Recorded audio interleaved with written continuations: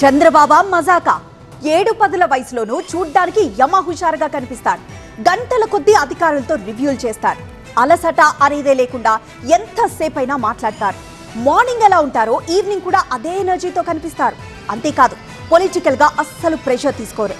అసలేంటి 70+ లోనూ ఇంత ఎనర్జీ ఎక్కడి నుంచి వస్తోంది? ఏం తింటారు, ఏం చేస్తారు? ఎప్పుడూ ప్రశాంతంగా ఉండడానికి కారణాలేంటి? అసలు ఆయన ఫిట్నెస్ మంత్ర ఏంటి అంటూ రకరకాల చర్చలు ఎప్పటికీ నడుస్తూనే ఉంటాయి. అయితే స్వచ్ఛాంధ్ర కార్యక్రమంలో చంద్రబాబు చెప్పిన 5 ఫార్ములా కాన్సెప్ట్ ఆయన హెల్త్ సీక్రెట్ అన్నట్లుగానే ఉంది.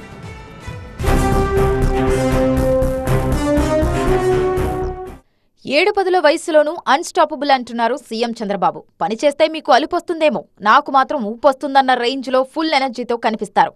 ఏజ్ జస్ట్ నెంబర్ మాత్రమేనంటూ దూకుడు చూపిస్తున్నారు. గంటల కొద్దీ రివ్యూలు చేసినా, రోజులు ఎన్ని పర్యటనలున్నా, కారు లేకున్నా, కాన్వాయ్ రాకున్నా అస్సలు తగ్గేదిలే అన్నట్లుంటారు. కేవలం ఫిజికల్గా ఫిట్గా ఉండటమే కాదు, మెంటల్గానూ వెరీ స్ట్రాంగ్గా కనిపిస్తారు.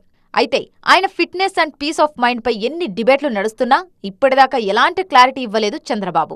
ఇక లేటెస్ట్ గా స్వచ్ఛాంధ్ర ప్రోగ్రాంలో ఆయన చేసిన కామెంట్స్ ఆయన ఫిట్నెస్ మంత్రాన్ని తెలియచేసేలా ఉండటం చర్చనీయాంశమైంది. కడప జిల్లా మైదుకూరు మున్సిపాలిటీలో స్వచ్ఛాంధ్ర స్వచ్ఛ దివాస్ కార్యక్రమాన్ని ప్రారంభించారు సీఎం చంద్రబాబు. అందులో భాగంగానే నెలలో 3వ శనివారం స్వచ్ఛాంధ్రకు కేటాయించాలన్నారు. ప్రతి ఒక్కరూ ఆ రోజు స్వచ్ఛాంధ్రలో పాల్గొనాలన్నారు. మార్పే నా మార్క్ అంటూ సూపర్ డైలాగ్ పేల్చారు.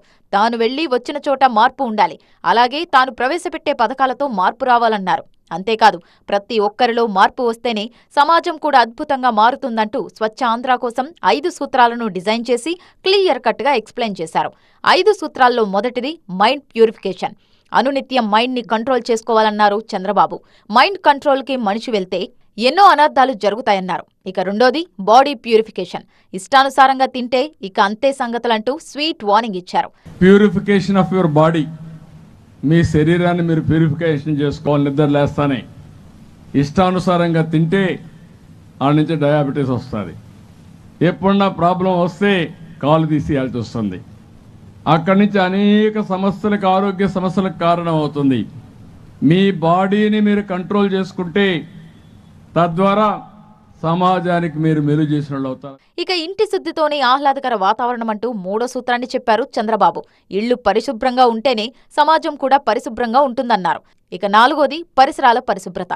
ఎస్, పరిసరాలు శుభ్రంగా ఉంటేనే మనస్సు ప్రశాంతంగా ఉంటుంది, మైండ్ కూడా షార్ప్గా పనిచేస్తుందన్నారు చంద్రబాబు.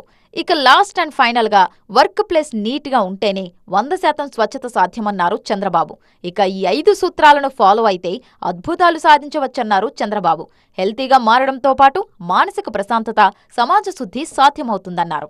ఈ 5 ప్రిన్సిపల్స్ చేయడానికి ఈ ప్రభుత్వం సిద్ధంగా ఉన్నాం. మీరు కూడా దీన్ని ఫాలో కావాల్సిందిగా రాష్ట్రంలో ఉండే ప్రతి ఒక్కరికి విజ్ఞప్తి చేస్తున్నా.